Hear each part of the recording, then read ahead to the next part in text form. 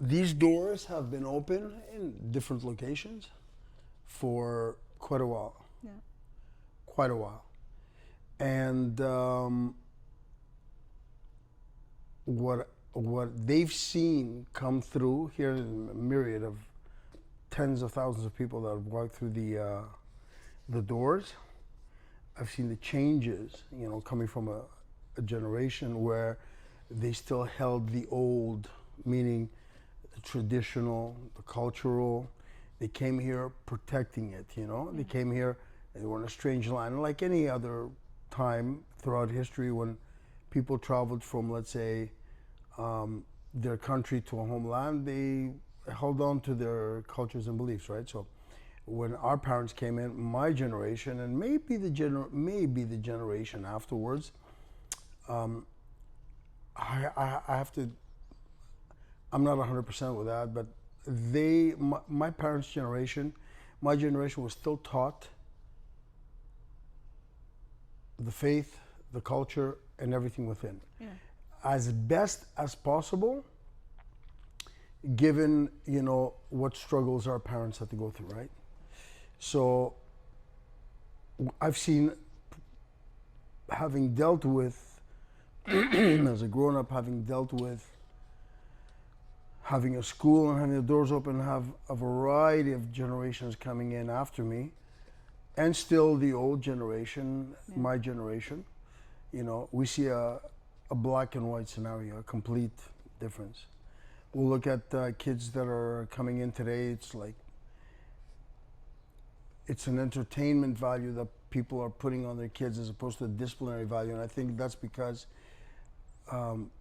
people have been allowed to be swayed here by pop culture. Yeah. And they've done a good job, the architects of society, to make sure that, everybody is engaged in the pop culture of whatever is happening at that very moment, be it fashion, be it whatever. There's a lot of people used to say, we used to say, listen, music and movies, media influences quite a bit. They know what they're doing. See, these companies have psychologists behind them. We have psychologists now, we know, that have been, working with governments and three-letter organizations to use as a tool against society, right? And they've been doing, that's a big topic, but they've been doing a big job on conditioning. Years ago, they used to say that it takes 3 generations to change everything. Yeah.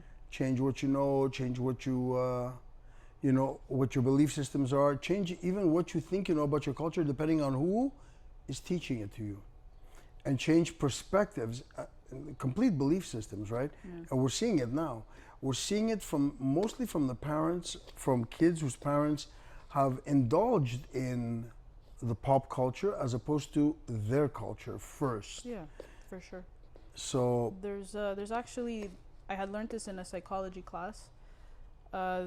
The professor was telling us that there's 4 different types of parenting, different types of parents, if you want to put it that way. So there's the authoritarian, the authoritative, the absent, and the pacifist. I think nowadays we're seeing more pacifist, which is like you're trying to be your kid's friend more than their actual, authority figure, but also, guided person of guidance, in life. There's the authoritarian, which is strict parenting, you can't go out, you can't do this, can't do that, which I think falls maybe more into your generation or back in those days.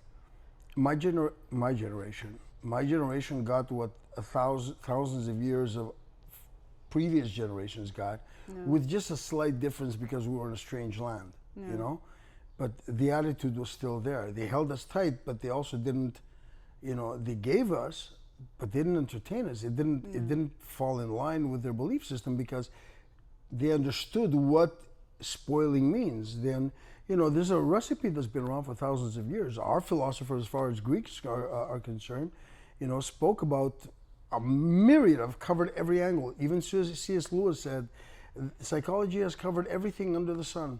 There's absolutely nothing new to learn, only to be reminded. Now, you can learn new stuff if you're talking about, transhumanism and I accept being a unicorn, and I accept, having, pink wings and stuff. I mean, you can base a whole psychology around that. There's professors that actually get diplomas and graduate out of psychology with that mentality in mind. And it's a great show that, Walsh put up there, What's his name? Tom Walsh? Yeah. That put up, what is a woman? He put straight questions to a couple of psychologists, therapists, child therapists and psychologists, and the answers were absolutely brutal. Thousands of years of people, of previous great minds would look at these people today and go, they belong in an institution. They do. So parents have, because they've moved away from their cultural environment and belief, they got into the pop culture. What's the pop culture? What you look like, what you own, what you drive, the clothes you wear. And now the worst scenario is how you can present yourself, what persona, and this is what personality really means, a persona. Yeah. And this is what ancient Greek acting was all about. They'd put a mask on because that would be the persona of who they were trying to personify. Yeah. Okay? Today it's like living the moment of porn, soft porn and actors coming out. This is art and shit like that. So we're seeing people fall into that. This is the second, fourth generation of immigrants that have come here, and especially Greeks who have been through quite a bit, holding on to that, to our culture and faith, to our faith in culture, right? And to see it just go on the wayside. I mean, what we see is insane. But I also see parents now of the young generation, the small generation, the 3, 4, 5, 6, 7, 8, 9, 10, 11, 12, that are seeing what's happening, in society. There's a bit of a revival happening. There's a big revival coming around. They're scared shitless of what their kids are into, and all of a sudden falling back. And I think God is, tapping their shoulder and saying, I'm letting you know, things ain't going very well. Yeah. But this is the difference now, is that there is no discipline for most kids. And because this was propagated out into the media of the psychology of the neurotic, don't address the feelings, don't make him feel guilty, don't make him feel guilty. Shut the front door. What do you mean don't make him feel guilty? If he should feel guilty for what he just did. Yeah. Absolutely he should. It's called accountability. Accountability, man. And learn to reconcile with your shit, Imagine having to speak to, and this is exactly why God gave us, expressions and tones and a colorful palette of different vocal tones, you can literally, and I do, in classes, where you express yourself, because that form of expression, I mean, you're not swearing at anybody, but that form of expression expresses to the other person, the gravity of something, or, the pleasure of something, or whatever. I mean, you can't, you're a North American person who's mad. I'm right now fuming. I am right now very excited for you. You just broke my heart. I mean, you might as well be a drywall, with a straight line face on. I mean, this is what it is. So kids now, and having worked with kids for so many years, I understand how they function. That doesn't make me a greater human being. I mean, I only get closer to my own faults by looking at the way that they respond, and I'm reminded of the way I respond, right? So, and nothing has changed. Nothing has changed. If, especially young kids, when they're earlier, if you're trying to appease them and intellectualize, they don't have the mental capacity to understand intellectualism. They don't. They understand emotions. There's a visual, a reaction through a visual. Yeah. There's a reaction through sound, like you go to a little kid and scream in his ear, BAM! Out of nowhere. That kid's flying out of his baby chair, because that's what it does. It does it to adults too. Yeah. So sound plays a role. They don't know how to think. They can't rationalize. No. The experience is not there. The brain is not there. It's just, any old school therapist understands that, except for some questionable new school, where they're sitting there, that have to follow a particular agenda. Well, So- correct me if I'm wrong. I feel like a kid that has no accountability whatsoever, eventually, as he grows up or as she grows up, turns into a bully. You know? So there's an old Greek saying. My mother used to tell me this. It's one of those sayings, right? Yeah. Call it a parable. It's an old Greek parable type of thing, a little story, and it could be true. I think the way my mother told me it was true. Mm-hmm. So there was this kid growing up, a mom, and this is not something new. These stories have been written down within our culture, at least, and many other Yeah. cultures, especially the Middle Eastern cultures, the Mediterranean cultures. They've been around for thousands of years, so this is common. Yeah. So this mom was raising a child and never told him right and wrong. Kid, do something wrong, come here, my love. Kid would do something right, come here, my love. The kid would do something wrong, come here, my love. Couldn't distinguish between right and what I did right, what I did wrong. He kept getting, approved and validated with everything he did. So one day something happened and got into an argument with somebody or whatever, and he killed the guy. So now they have him in the courthouse in the village, and they're taking him out of the courthouse because they've just sentenced him, Yeah. and they're bringing him to the there's an escort, right? It's a village, and in the village, all the villagers come by to see, to make, they become an audience. Everyone wants to know what's happening, the verdict, and so on and so forth. And as the police are coming out, that's why I remember it was a true story that my mother was telling me. And this is, I don't know where she got it from, but perfect sense. They're coming out, and there's a whole crowd. Some are screaming, relatives are crying, and he sees his mother crying Okay. on the side. And he goes to one of the police, goes, can you bring me to my mom so I can just tell her a last goodbye? So he does. He goes over, he goes, I just want to tell her something. The cop brings him over to his mom, and he approaches mom, and he goes to his mom, I want to tell you something, in your ear. And she comes up close, and he bites her ear off.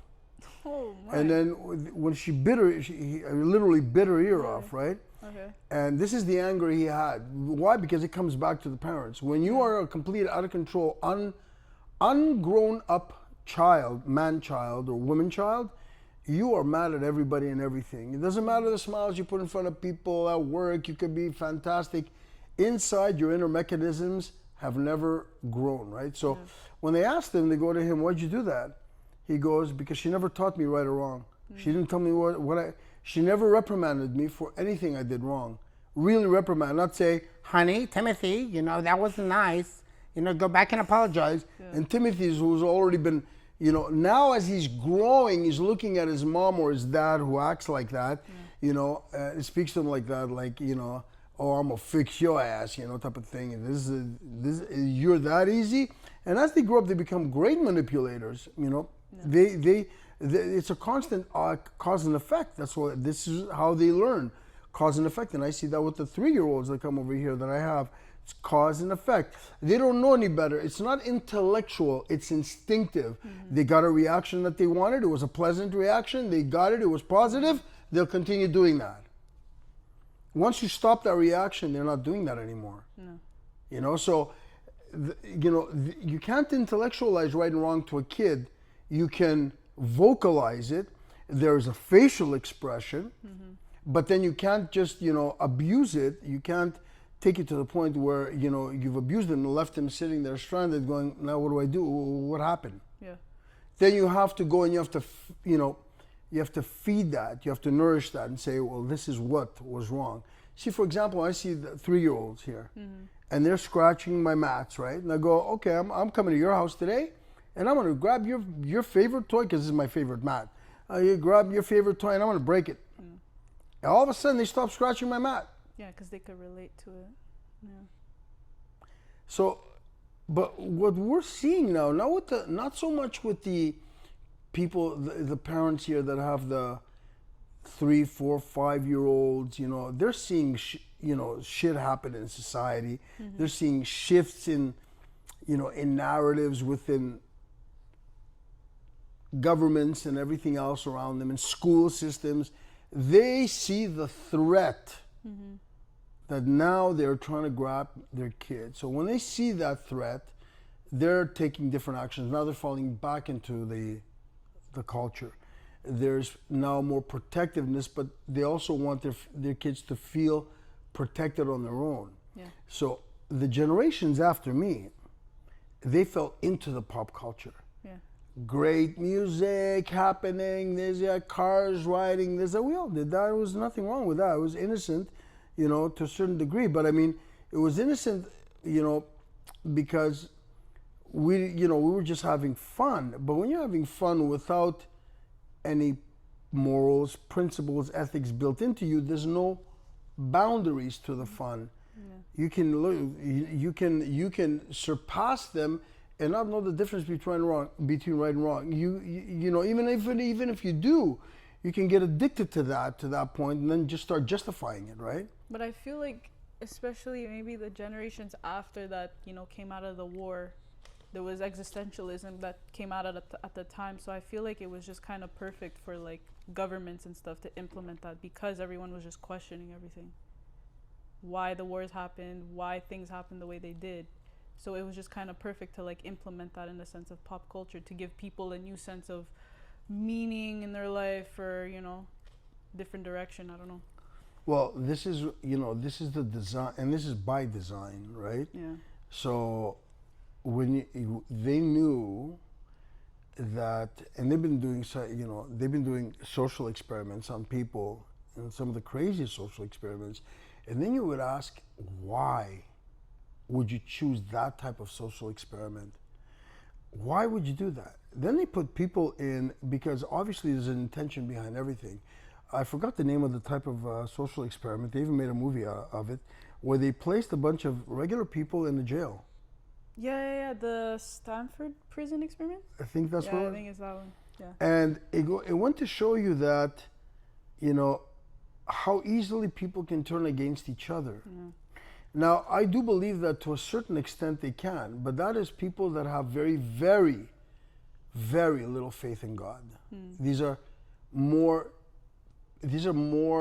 people that would rely more on their human survival, need for human survival, as opposed to, what I would or would not do. Yeah. Now, that's a broad statement I just made, the kind of thing, when I say, okay, you could be put in that scenario and you will refuse to go along with it. Yeah. And you'll try to make everybody else say, hey, listen, calm down. Then they will add agitators to that, right? They'll increase the agitation and the intensity. They did it in every other type of experiment. Imagine they want to know how far you can push a human being to do the worst things. And then they started implementing it in subtle phases in society.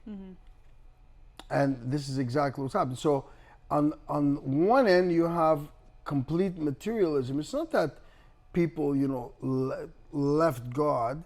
It's just that it was replaced with a bombarded, hyper bombarded through television, magazines, media, all sorts of media, and the people that own the media, just throwing out things they want you to see. You can't communicate with them, right? So you're just being visually bombarded. Yeah, it's controlled. And acoustically bombarded. So they know for a fact, when you study the New Age movement, when you look at the New Age movement, for example, the founder of the New Age movement was Alice Ann Bailey. She was the protege of Helena Blavatsky, who was the head theosophist. That's another scenario. But she's the one that actually brought out, and she has in her book, I forgot the name of the book, I will mention it somewhere down the line. It was a very well-renowned book, and she spoke about how music and how she packaged, the the Eastern religion with some Christianity, put it in a nice little bow. There's some really great scholars that came out, to explain in depth what she did, right? And then presented it through the media. They created idols, rock idols, of the 50s. That's when it started to go.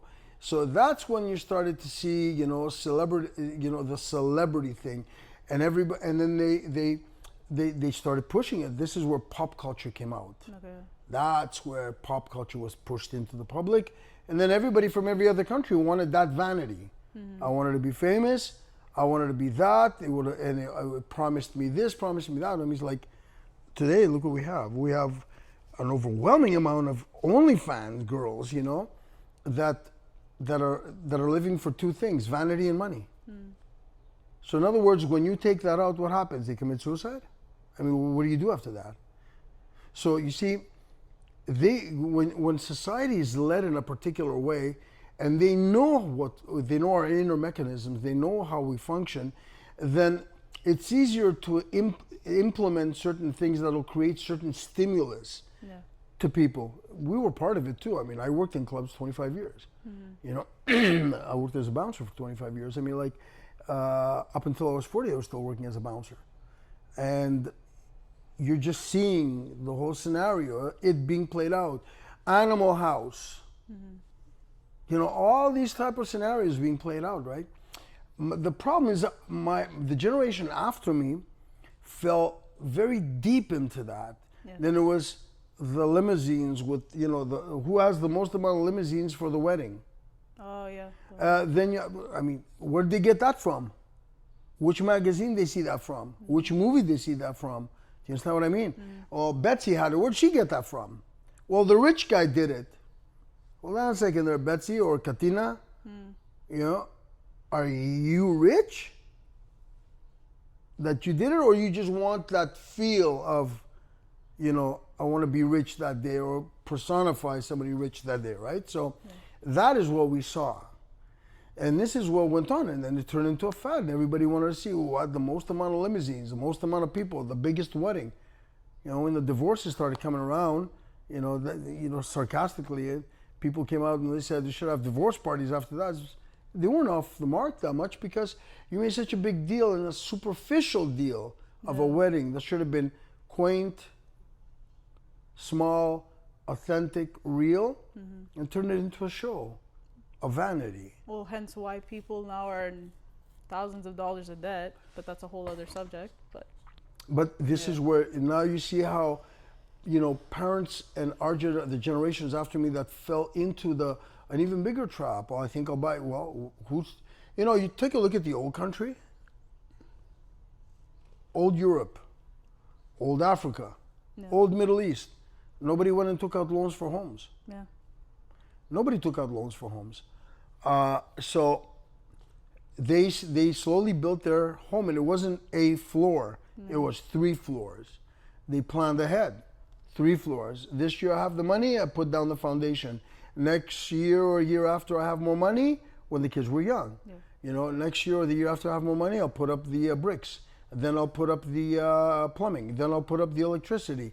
Within a matter of 10 years, they've got a 3-floor, fully equipped, maybe not furnished, but equipped home with electricity, plumbing, garage, full foundation, everything, balconies, the whole shebang. So by the time the kids are, ready to go, and some people are going to go, well, maybe they didn't want to stay with their parents. Well, in the old country, they did. Everybody kind of like stayed together. Yeah. The only our generation, the last 2 generations are known to fly, the other side of town to get their house. So people now, it was another fad, another great scheme. This is what I mean by pop culture. Somebody said it, they pushed it into the media, they know how you react, and everybody went for it. Yeah. I want the house. I want the new one. What? Betsy has a new kitchen? Jimmy, I need a new kitchen. He's driving what, a Land Rover? Sorry, Range Rover? I want the Range Rover. Yeah. This is what I mean. So when you indulge in that, and some people will say, well, that's not true. We're all entitled to have a little bit of this, a little of that. Dude, hold on a second. Slow down. It's not a little bit of this, a little bit of that. It's a lot of this and a lot of that. And it's very little cultural. Now, what's cultural? That's another problem. Dancing? Greek dancing? Let's say for my culture. Greek dancing? That's a whole I'm sorry, dude. Yeah.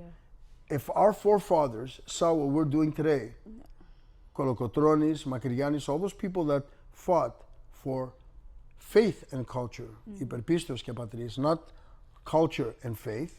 Okay? Faith and culture. All of them did from Christ forward. All of them did. They would be, right now, if they were able to, they'd probably turn in their grave. Yeah. Because they're looking and saying, this is what we We're we fought prioritizing. for. Yeah. No, sorry. Go. Continue. But that's what it is. Yeah. So you see, we have prioritized, again, entertainment Yeah. for culture. And there's people here talking about culture. And what culture? Your only culture that you know about your culture is Greek dancing, dude. That's it. But the day after, when you have a certain particular day or any Sunday at church, nobody shows up. See, that is part of your culture also.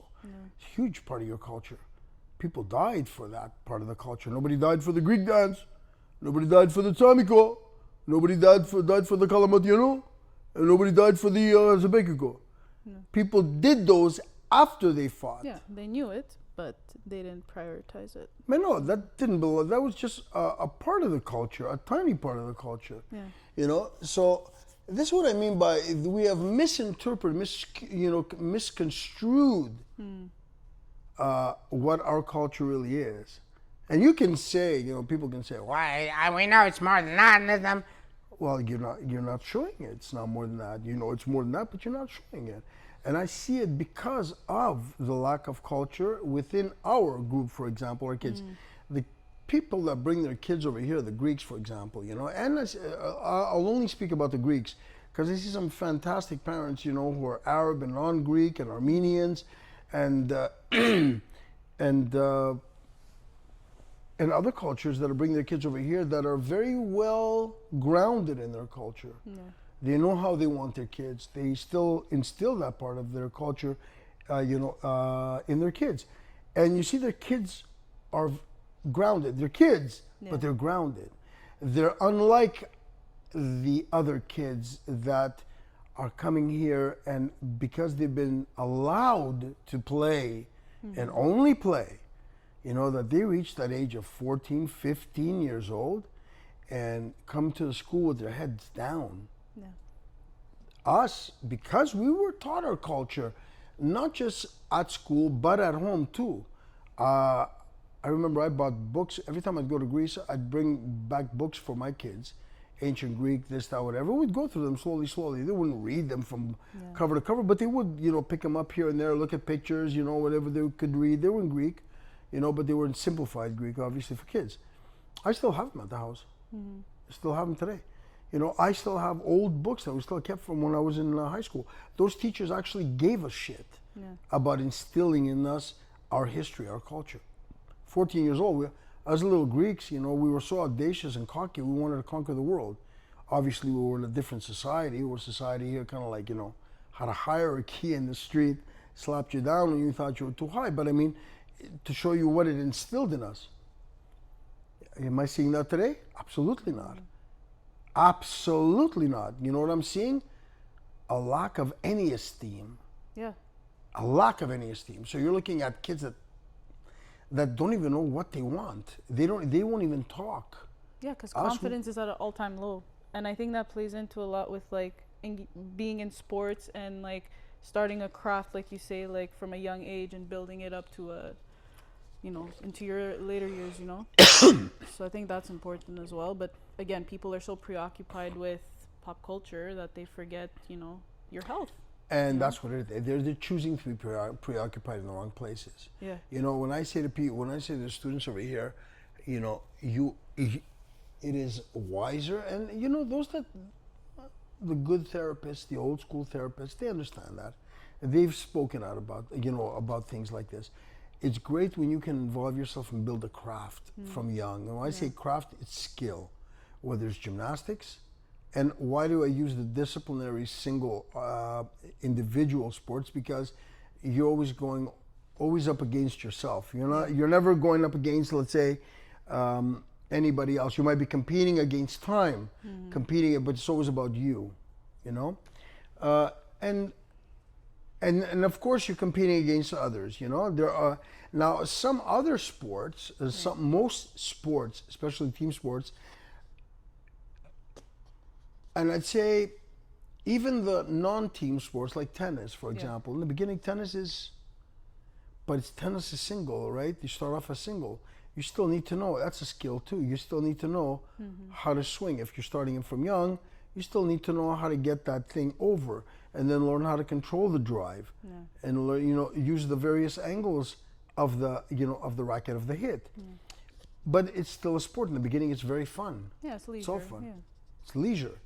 Yeah. I can't tell you how many. I only know very few people, that I've seen who have taken their kids, put them in tennis. Here's another very important, okay, let's stick with tennis. Where they've kept them in tennis, very few people, and have I seen them go up high. Yeah. It's an activity. That's how parents view everything. An activity. Hyperstimulation, overstimulation. By the time these kids hit 13, 14 years old and they get different stimulation in high school, they've dropped what they were doing before. They're overstimulated. And nothing can stimulate them enough except new stimulation. Yeah. So when you take kids, for example, like they put them in gymnastics or martial arts or boxing, any of the combat arts, I've seen such stupid stuff being told out by the occultists in the BJJ community that it's absolutely absurd. Like, it's the only one that the kid feels relaxed. Oh, no, dude.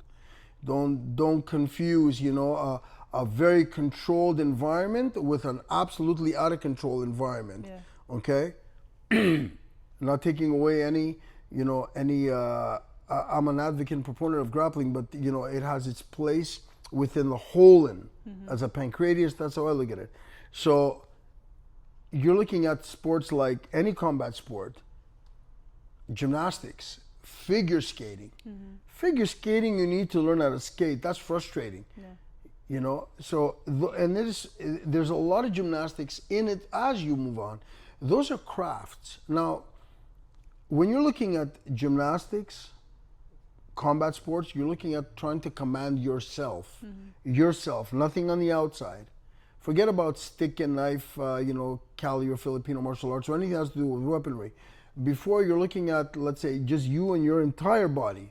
Your mind and your body. Yeah. That requires time right off the get-go, and it requires the focus kicks in right away, meaning the training in the focus, the training and the discipline kicks in right away. Right away. Whereas when you start them young, hockey, I coached my kids' hockey team, for a couple of years. When you're setting them off for any team sport from a very young age, it's fun.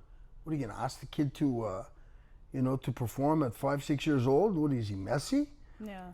Only up until you hit, as a soccer player yourself, very well, up until you hit a particular age where things start getting serious. Before then, and as a martial artist yourself, I think you can attest also to the fact that the minute that you're in, you're facing yourself. Yeah. It's your push-ups, your pull-ups, your sit-ups, your kicking, your punching, your ability to do the bridges, shrimp, scoots, and the whole and then have to deal with the person in front of you. But you must have full control first of yourself as you're learning to apply these in real time. It requires immediate discipline. It does. Gymnastics, same thing. I find for me, at least in my experience, playing soccer from a young age, I started at 5? Maybe around the age of 8, 9, I went double A. That's when it starts, you could tell, okay, you're starting to be on the field, 4 or 5 times a week. Even that's a bit much. But then once you hit, I think 13, 14, that's when the AAA really hits. And then you're on the field 6 times a week, right? Team sports, it builds on working as a team and being able to accept others' strengths and weaknesses and working together, chemistry, this and that. But at least for me, in my experience, being a smaller player, being on offense, having to go up against the other team's defense, which is usually bigger girls, they're more sturdier. So I lacked, I think, the confidence in my own self when it went to going up against someone bigger. I'd have coaches tell me, don't even bother trying to outrun them. You can't do it, you're too small. Which I think, had I stuck to the martial arts, I think, when I was younger, I think that confidence would have been built in me a bit more, and I would have been able to say like, no, you know, because I've had times where I haven't listened to coaches and said like, I'm doing what I'm doing, and you know, the outcome has been there, you know.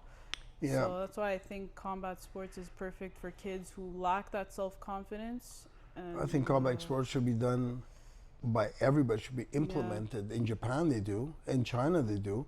They implement it right off the get-go. Why? It's also an equalizer. Yeah. You know, who thought was a bully before is now, you know, having to deal with somebody who's also training and eventually gets a little better, gets a lot better, keeps training, gets really good, and it evens out the playing field. Discipline, absolutely. Plus the self-satisfaction of the craft built. That requires discipline. Now, part of that is not just the kid's fault. It's also the parents' fault. And, you know, parents play a big responsibility in whether they will keep the child consistent in what they're doing. So again, it goes down to the parents. Now we're seeing kids as a result of parents who are wavy. They're in the middle of the ocean with no sails or no motor. Okay, just taking a beating from the wave comes this way, it takes them back that way. It comes back this way, it takes them back that way. Pushes them a little forward and then a little backwards. So they're not consistent. And again, it goes to the I don't have time. My mother had time. She had time. He was working from 7 o'clock in the morning till like 5 in the afternoon, working on the other side of town, having to take 3 buses to get back home. My father, the same thing, so that they can cook for us, this for us, that for us. You know, and in the end, even though you know, not all parents showed up to our events because they were just beat at the end of the night doing our laundry, or this, they give us the money and say, okay, go ahead and do it. But today you're talking about most people are working 9 to 5, boom, bang. Overtime? No. And if they are, it's big money. It's by contract, most people. A lot of them are, you know, out of university, in professional jobs. So it's not like they don't have time. Imagine they're tired being in an office. Dude. So not in the mood for you just chill back, get some wine, have some pizza. You know, okay, you guys don't need to do it tonight. We can take off tonight, right? This is what it is. This is a shift in thinking that does affect your child. I can't tell you how many parents have been like that in the past and then bring their kids, you know, 7 years later here, especially their boys, you know, and say, well, you know, maybe not in these words, but in other words, say, you know, like, fix him. You know, not in those words, but, you know, almost kind of like saying that without saying that. You know, now he's like this or she's like that. Or, yeah, but she was fine when she was here. And I'm just trying to tell you exactly, I think other coaches my generation and teachers my generation, I've been trying to say the same thing. You know, keep your kid in there. It's called consistency, persistence and consistency. Where do they learn that? Well, if you take him out here and put him out over here, take him out there, put him out over here, it's like saying, you don't like that car? I'll get you another one and another one. You don't like that too? I'll get you another one. And this is exactly what it is. This is what we're seeing, but it's not the kid's fault. The parents have been conditioned to think this way. Through where? I can't tell you the amount of social, you know, what is being propagated out there the last 30 years through the magazines, through Oprah Winfrey, you know, and those watching Maury Povich and Jerry Springer. And I mean, this is what we have engaged in, this perverse fallacy of a societal feces that has permeated into people's homes, and people are looking at it going, it was funny. But I know these type of people, especially the women that were like that. It was fucking as stupid as fucking, I don't want to insult the drywall.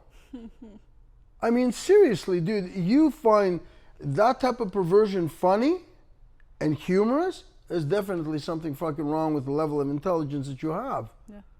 You know, cynicism, you know, they say sarcasm and cynicism makes for a good sense of humor. One thing to be cynical, another thing to say, you know, I'm a complete fucking, you know, this is as far as my intellectual, you know, using other human beings to kind of like, you know, to do the stuff that they're doing. It's insane. No, it's perfect the way they've made us, you know, idolize celebrities and what's going on in their lives, but it's like, There okay, you go. who cares? We have turned, Humans. and this is the society, starting from the 50s, where we had turned, not we, they knew how to bring that out in us, to turn. Now this is like a double-edged sword. It's almost like a checkmate on them and on us. You know, we've, like for example, we've turned from God and made gods out of other people. And then and then these guys have been brought to such a pedestal where they've always been made to feel like gods that they don't know how to feel anything else. And you don't know what it is to feel like God. So, you know, they can't go any higher, right? So then they start losing it. They start losing their sense of reality, because if you start treating them like gods, you start acting like gods, but they're not gods. They're just regular little men that are gonna go into the ground, and women, you know, and they don't know. So it's a tennis game being played between us, and those that are pulling the strings actually are the ones that, through the media, putting things out there. Nobody's questioning media. Nobody's questioning magazine. They read through a magazine. Oh, that sounds right. Dr. Spock. I'm just giving you little examples. You know, back then. Oh no. Amphalak is even better than mother's milk. That's what my mother used to tell us. That's what they used to tell her. Yeah. She used to tell us that's what they said. That no, this is much better than mother's milk. They found ignorant immigrants. And when I say ignorant, I don't mean it as the insult. I mean it in the purest form. And they did this. So you see, the generation after us has been doing nothing but entertaining their kids primarily. I sewed, you sewed, he sewed, she sewed, this and clip and climb. You did not do sport. I tell people, I go, well, does he do any sport? Has he built a craft? Well, last week we were doing clip and climb. Shut the fuck up. You were not fucking doing a sport. You were fucking entertaining your kid, dude. I mean, even they have lost sense. I mean, it's insane. I don't, you know, then you gotta ask, who taught them this? Who taught them to abandon their culture? We can look at the mom that sits there and goes, my son danced as a Bekiko in the rain yesterday. But was he in church though? Well, What can he defend? He has to defend something at some point. What can he defend? That's the thing. What will he stand up for? He won't be able, everybody, what's the percentage of people that overestimate their ability to defend themselves? There's like 94. 94% that underestimate, and they get their ass kicked in, because see, we live in a narcissistic environment, society where today everybody thinks that, because they saw something on YouTube, or they did a little of this or a little of that sport, no pressure on, there was a safety gauge around. I mean, talk to me as a doorman for 25 years. No safety net. No safety net, dude. Came across wrestlers, boxers, gangsters, this, that, blah, blah, blah, blah, blah, blah, blah. And I hadn't had people sit there and see it happen in front. I could be telling lies. Okay. So you see, people living in this delusional society where everybody thinks they can talk the way they want to talk without any consequences is where we are today, right? So you can say whatever you want to say, but there's also consequences. And then when the pressure kicks in, what are you going to stand for? So where was your foundation built on? That's what it is. This is what took regular farmers and blacksmiths and the average guy and I can only speak for Greece. In Greece, back in the day, and faced an enemy, an army, very well sophisticated. Don't forget, 400 years of Turkish enslavement can do quite a lot to, retard your culture a bit. Progress. So you see, all these guys, these farmers, and everybody else who were non-combatants can come together with heart and solid heart and backbone and say, oh no, you're going out. And then still go home and not suffer this PTSD that you see That they've people are suffering coined, today here. Well, you made me think of something this weekend, because we were at the Spartan race, right? Yep. That was absolutely awesome. It really was. And isn't a testament to what it is to train, to have everybody push their limits. And it was beautiful. I was like, I still am till today, extremely proud of everybody. You know, all you guys did absolutely fantastic. And I just wanted you guys to have a little taste of what me and, let's say, Jimmy know, you know, what we went through a little bit. Because that spark lights up, then it's your fault if you let it go. Yeah. If that pilot light was on there, now you saw the spark come up and you let it go, that's your fault then. But we wanted we wanted you guys to get that spark, and you did. Go on, sorry. No, it's okay. And I was talking with Fred actually, and we were just saying, you know, like when I have kids one day, I would like them to be like, you know, involved in a sport, you know, and like build it up until they're like in their late teens, and then eventually like it becomes a big part of their life, right? But I was like, what are the odds? Like, you know, it would suck if like, you know, I had a kid that was like more nerdy and that didn't want to engage in sports, right? And then I was like, how do you get a kid to like, you know, want to be involved in those type of things? And actually, like Fred goes, it's the kid when he looks at what the kid looks up to his parent, right? So it's what the parent does will then reflect on what the kid Absolutely. does. And I was like, that makes a lot of sense. If the parent, well, it's by action, not by exactly. by the action. The example is through action. You're talking to Fred and Vicky. You know, where those two parents had, while their kids were training here, they were training here too. Yeah. And you know, somebody was saying it. I was telling a parent a couple of days ago, you know, that it's priceless. Basically, the type of example that you set. And bond that you set with your kids when you start them off young like that, it's hard to explain because it's almost impossible for them to want to, you know, because the influences will come left and right, but they won't be able to put their claws in on him because he has so much more. That child has so much more.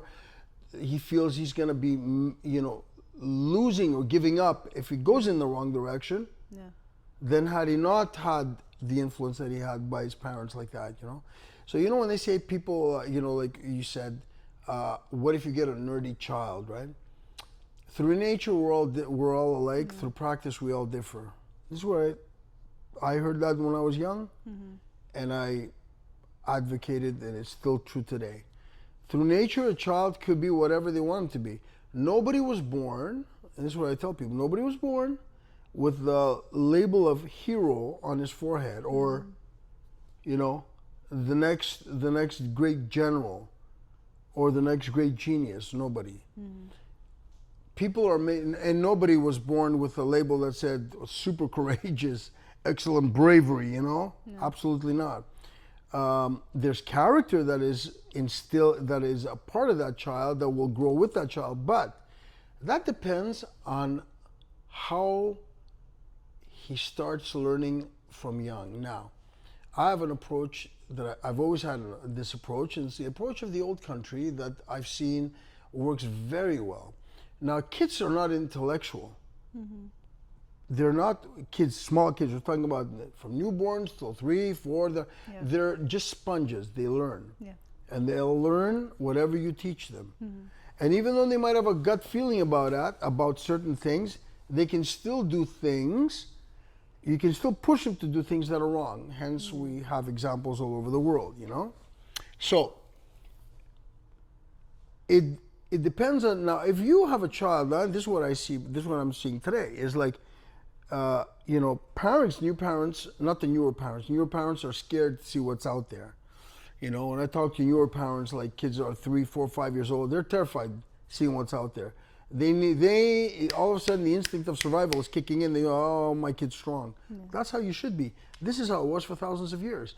But again, like I said before, we fell into the era of pop culture, you know, and this is what's good because Madonna said so, because Lady Gaga said so, and because, I mean, like, seriously, dude, you know? People go to these concerts while they're doing satanic rituals, and they're going along with it, man. Yeah, they don't know it. It's Talk insane. They don't want to know. Don't break my bubble. Yeah. People have told them, you are going into this. This is what she's doing. It's just a song. Yeah. No, dude, you just don't want to break your bubble. You don't want your comfort bubble broken. You're happy and disappointed that I can't enjoy shit. Nobody said not to enjoy, but at what risk, you know? So, parents are giving birth to human puppies. Yeah. That's what they're doing. Pampering them, talking to them like it's their freaking kitten. It's their fucking puppy. Yeah, biggie, booby, booby, puppy. And they're seeing it fucking doing that at 5, 6 years old, 7. Come on, Timothy. You shouldn't be like that, Timothy. Timothy slaps mom, you know, pushes mom. And, you know, it's not my generation, Generation Z, Generation X, Generation, you know. I don't like placing labels. Old school of morals and ethics, that Timothy kid would have had a shot so hard across his head, you know, that would have woken him up like Cesar Millan does, you know, to those crazy dogs, just kicks him on the side, you know, to break him out of that barking spell. Yeah. That's exactly what they need. You know when they say slap him to wake him up? You know what saying? Yeah. In Greek it says, it's very well said, you know, Πέτα του μια σφαλιάρα να ξυπνήσει, you know? You know, because it does. It like a slap. It's not a punch. A punch is a thug. It's a thump. Thug. It doesn't really reverberate around your face or through your body. Slap a person is like a God-given, you know, a miracle cure for the intellectually asleep. Yeah. You know, slap him good, and all of a sudden you get this electrical, you know, electrifying feel, for, you know, starting from here all the way to the rest of your body, and all of a sudden you're like awake to what just happened. Yeah. System reset. System reset, reboot. You know, this is exactly what it is. Yeah. So, and this we're not seeing. We're not seeing the slap come around anymore. Why? Because I'm gonna take you, I will call the cops on you, and you're gonna pull your kid away. Well, guess what then? You know, then you know, you allowed your kid to get to that point. Well, you should have started from younger, man. This is why you have a tone. This is why you have, when you say something to your child needs to see it in your eyes. Do you know how many of my 3-year-olds over here tried testing me? I've seen it. So they've tested their parents first. Yeah. You understand? And I kudos to these parents that are like, you know, giving it the right way. They're not abusive with their kids in any way. They're just being firm. Yeah. Why? Because this is how a child learns boundaries and learns this is your place in the hierarchy. It's an adult run home, not a child run home. While the generation after me, the ones before the newer kids, it was a child run home. Yeah. Give them everything. I'm looking at 12-year-old girls on videos in these little parties. Yeah. 12-year-old, 10-year-old, 11-year-olds, they're in elementary school still. Yeah. And I'm watching these videos, and these parents are taking proud videos of these girls, you know, with a cell phone in their hands, all of them. But Where'd that come from? We're going to rationalize this now, I get it. Shut up, Aris, okay? My kid, I haven't restricted on this. Dude, take the fucking phone out of that hand and watch her response. Watch her fucking response. And then you have the little boys hugging each other, you know, like, you know, and they're like hugging each other, like, you know, and they're just, you know, us did that. We'd slap each other. Yeah. Going to dances with girls, we're looking to make out with them at 11, 12 years old, 13. Are you crazy? We weren't sitting there with each other, hugging each other, and making little circles with each other and dancing. It reminds me of a particular army, you know? It's like, seriously, never, ever. We were looking at, Betsy looks fine. Yeah. That's what we're gonna, you know, this is what we were talking. These guys are nowhere near that. No. Girls with a cell phone in their hands, pull the cell phone out, watch the attitude. And not even that, they can't hold a conversation. You can't hold it, neither of them can. Yeah. And that's a big problem. That's a huge problem. That's because parents have decided to entertain kids, their kids.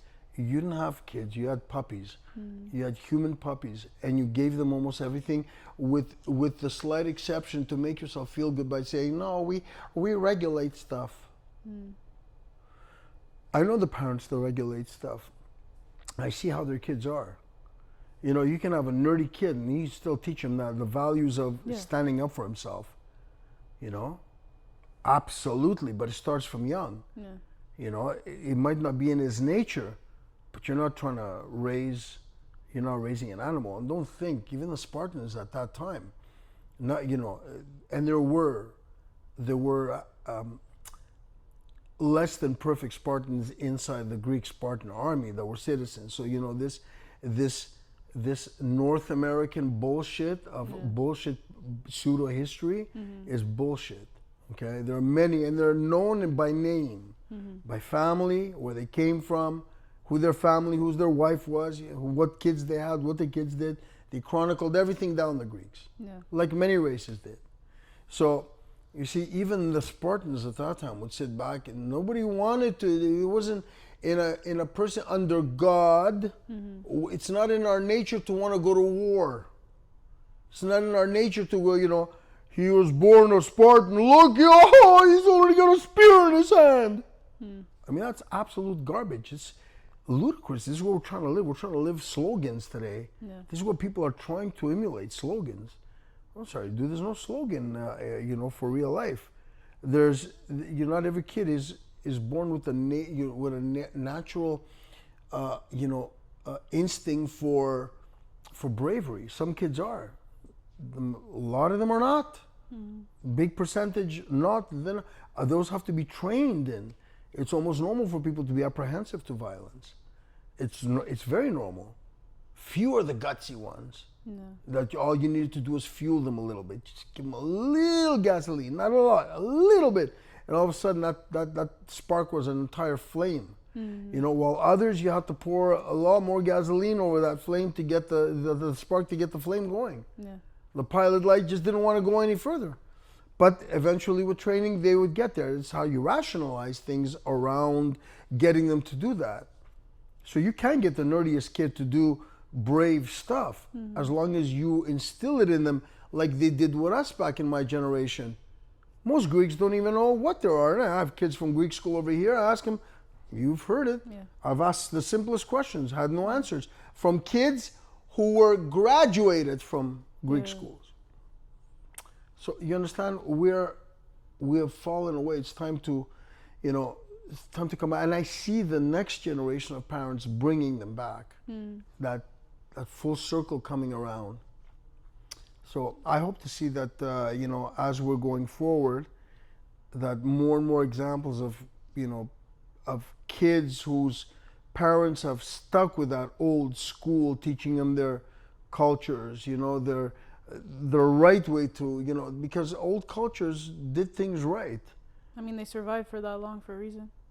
So, you know, exactly. You know, so, you know, others would like to think, would like to make you think otherwise, but no, that's the reality.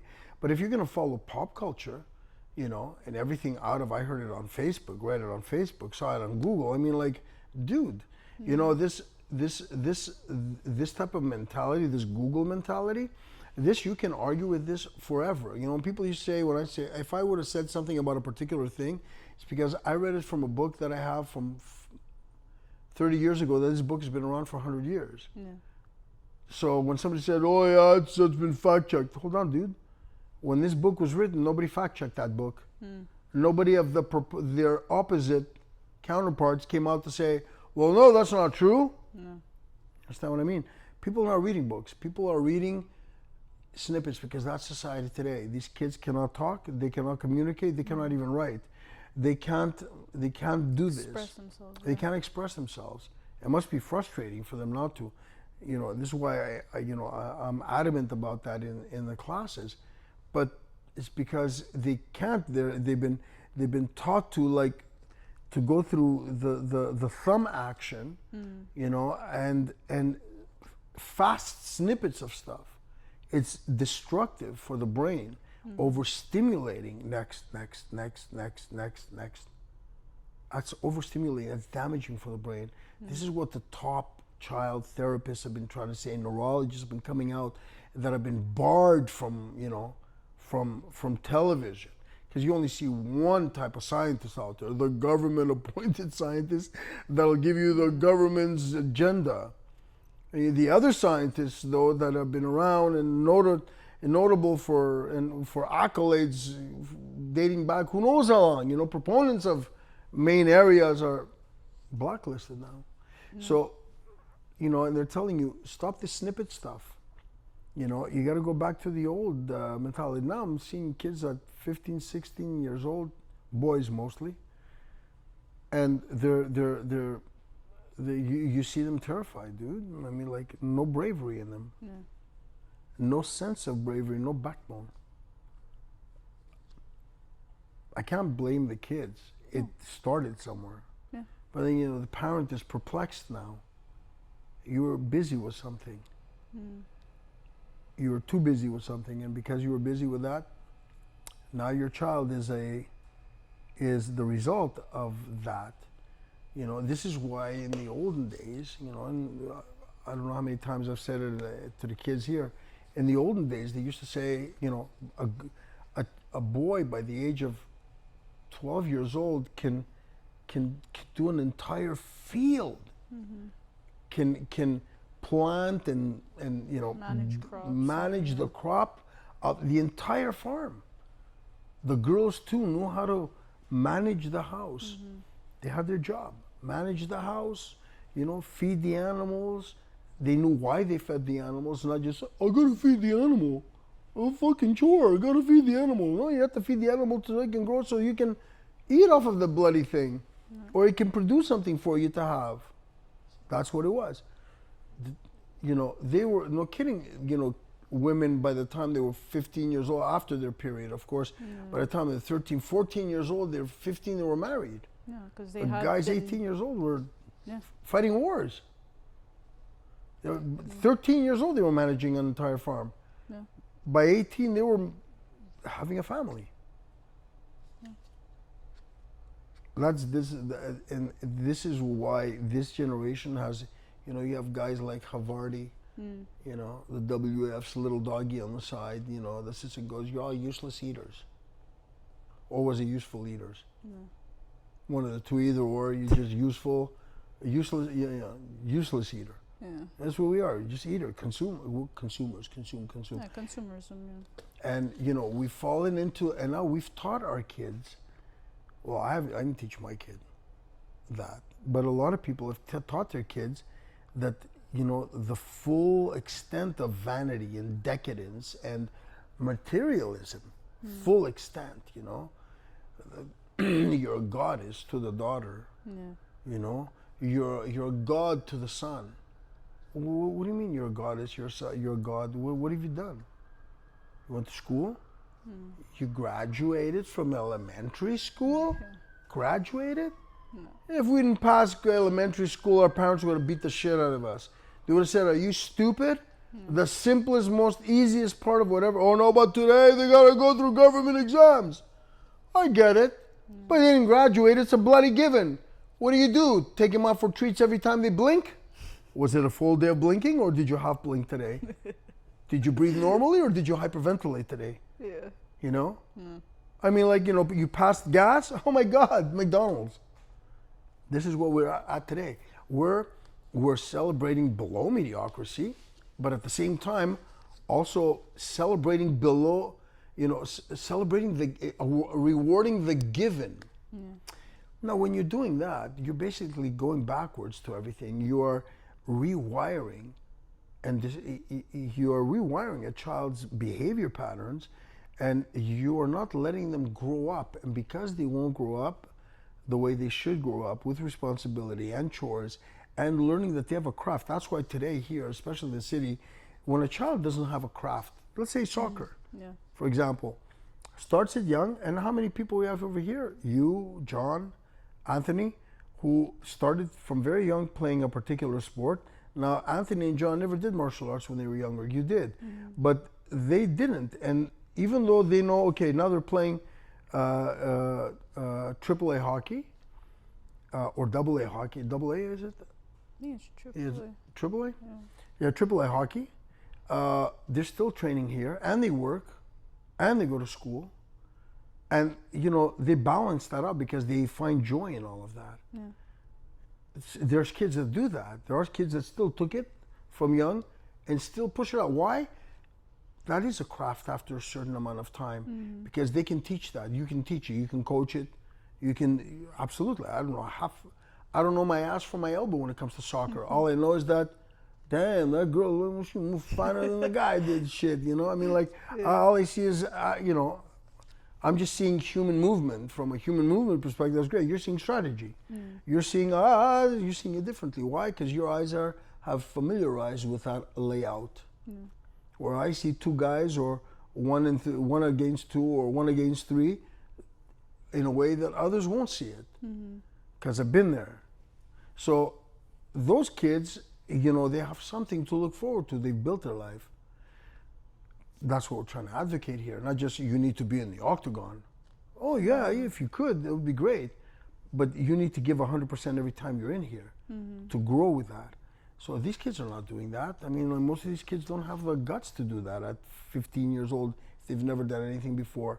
So you've basically taught your kid to live in that comfort bubble as long as they, especially whether girls or guys, you know, by the time they hit 18 years old, now they're 18-year-olds porcelain dolls with high expectations and entitlement issues. You know, it's like almost weird. Like, you're living in a world where a world is dangerous. And you're offended that somebody insulted you? What offended you? The insult, or that how dare he insult me? Well, it's not only that, it's because they put themselves out there on social media. They get the backlash and then don't know how to deal with it.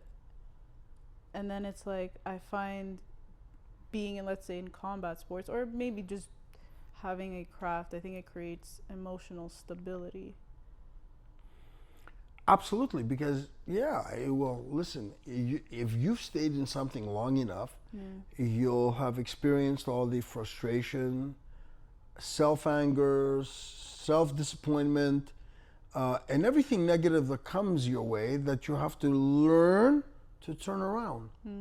You will have stopped boredom, monotony. I remember one of our favorite ones over here, you know, decided to go, I'm bored. There's no such thing as this is boring. There's you're bored because you only look at it from a perspective of fun. The minute I say, all right, let me see you do this. Well, what do you think? What do you think people do when they're training in a particular thing? They don't look at how boring is. What's the next thing? What are you in a candy store? No. You know, at a pizzeria? Try this one, let me try the other toppings.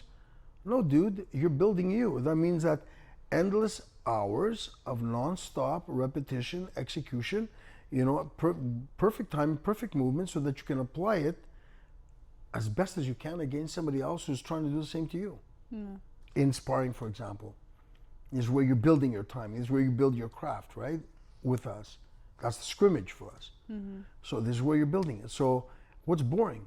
The fact that you did 10 kicks and now you want to do something else? Your kicks suck. Keep working on it. Yeah.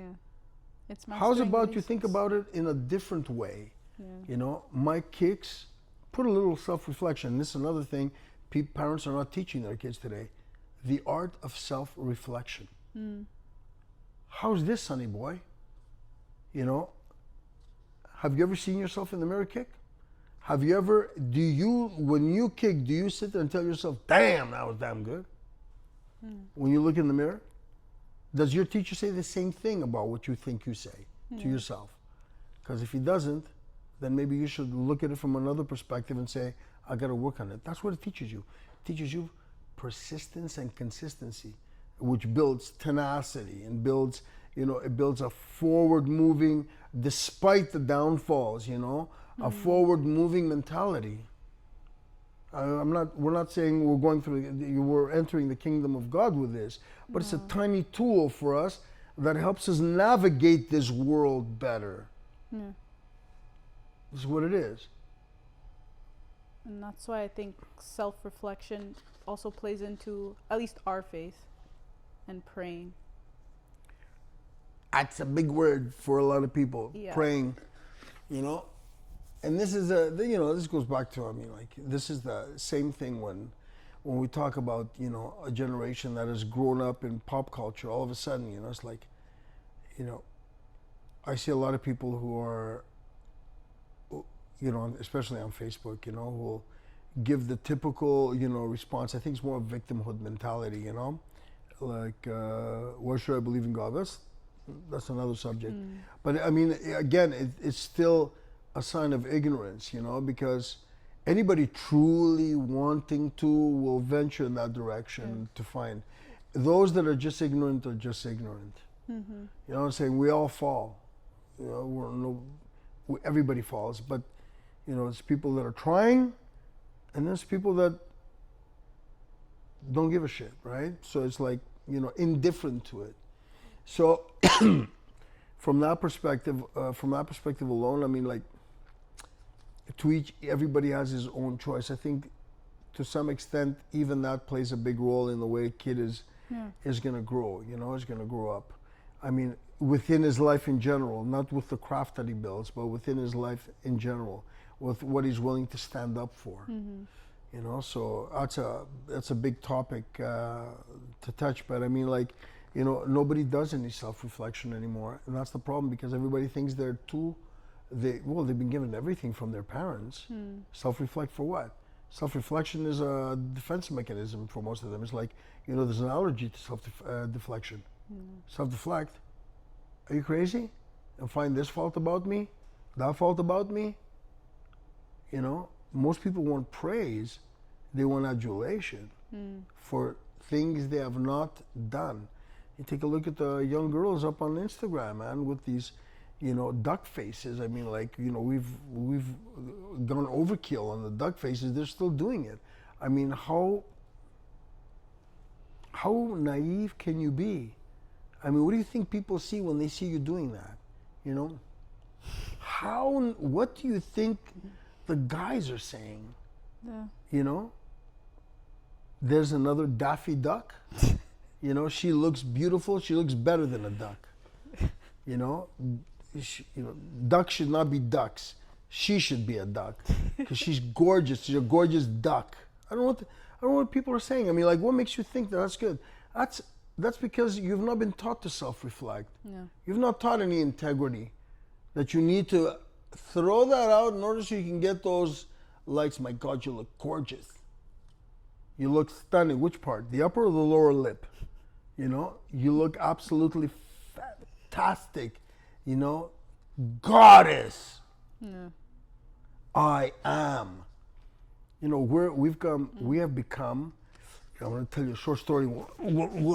We'll call it an episode. Yeah. So after they crucified Jesus, after Jesus' resurrection, you know, Caiaphas met with the elders, and it was Gamaliel. I think it was Gamaliel. Gamaliel was the teacher of Saul, who later became the Apostle Paul. I think it was Gamaliel. I could be wrong, but it could be. But I think it is. So they were trying to put Peter and John and the apostles, prison, wanting to kill them and this and that, whatever. Gamaliel actually said something. I think it was Gamaliel. I know I keep repeating that because I could be wrong, but it was one of the elders. And he went up, I don't know, I don't think, nope, I could be wrong. Nope, I don't think it was Gamaliel. Check it out. I'll check it out. I'll check it out.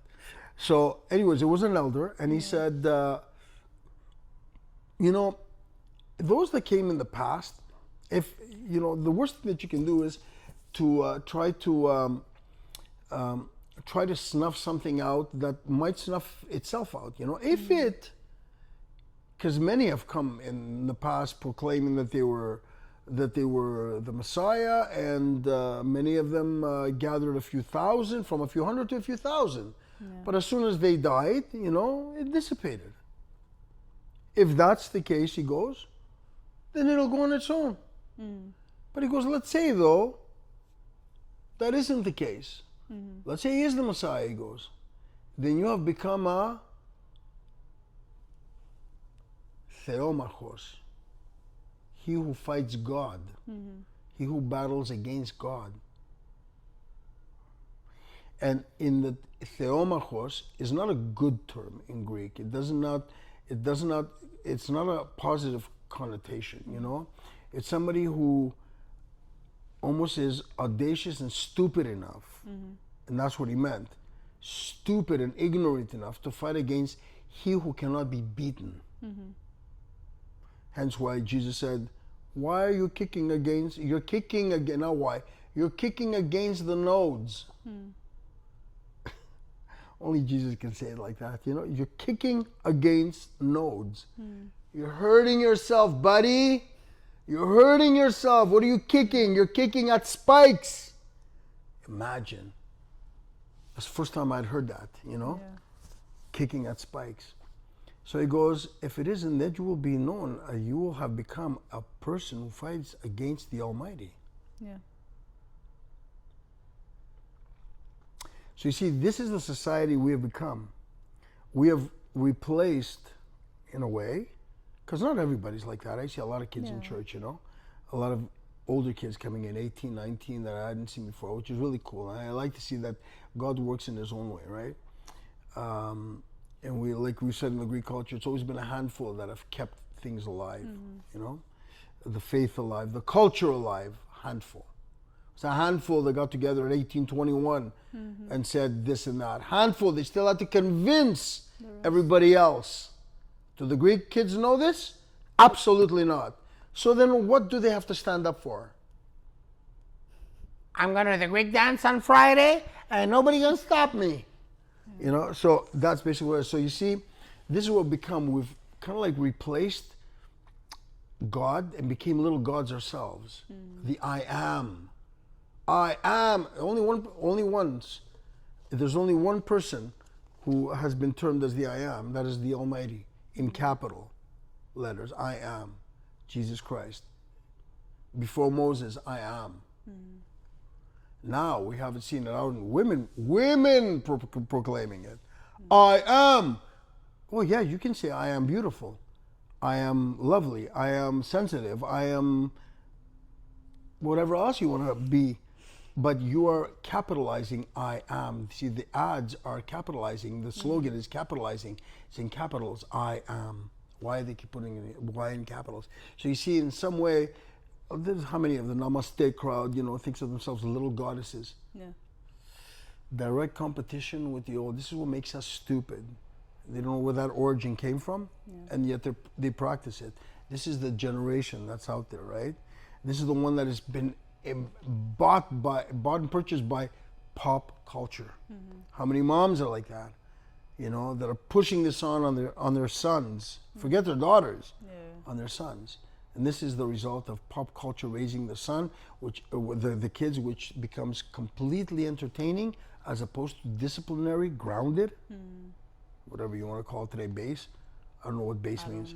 Grounded and headed in direction, you know, using culture and traditions of that culture, you know, as to something to lean on. Why? Because it's been around for so long and it's worked. And there's an interesting quote by, I think it's C.S. Lewis, and I don't remember if it's from Mere Christianity or one of his other books, but, and I don't remember it verbatim, but it's something along the lines of human history is the like long, terrible story of man who tries to find anything other than God, which will make him happy. And that's where we've ended up. Exactly right. You know, people don't read C.S. Lewis. It's too bad. They should read C.S. Lewis. Everybody should, but they don't want you reading stuff like that. No. They just want you now. It went from school and understanding of life and, you know, and who we are in the world into what career do you want to do? You understand? This school is strictly for a career, so you're not being schooled. You're not learning things. You're being schooled. Sorry, you are being schooled and indoctrinated into a particular program. They, you know, whereas they used to say, a teacher's not there to tell you what to think, but how to think. I think I try to do as best as I can with that, you know?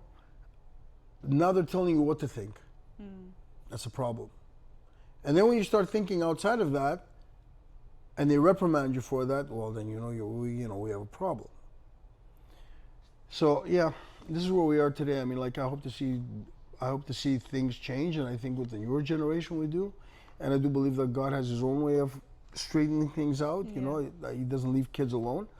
You know, but the damages that pop culture has done, and you know that people have allowed, you know, to fall into that path. I 30 years I've, you know, the doors have been open. 30 years I'm seeing things going down this way Yeah. in terms of behavior, you know, from kids. Mental, physical, emotional. Emotional, yeah. So I guess, yeah, that's it. So, Wrap it there. yep. So we'll be talking about many other different subjects Topics, yeah. along very many lines.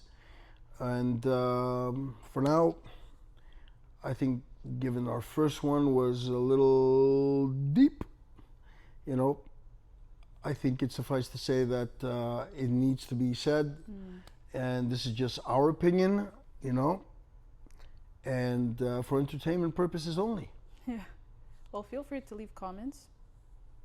We'll answer questions if you guys have questions. And yeah, Talk to you guys soon. I'm Vas. And I'm Aris. And this is the Spartan Roundtable Podcast. podcast. That's right. Over and out.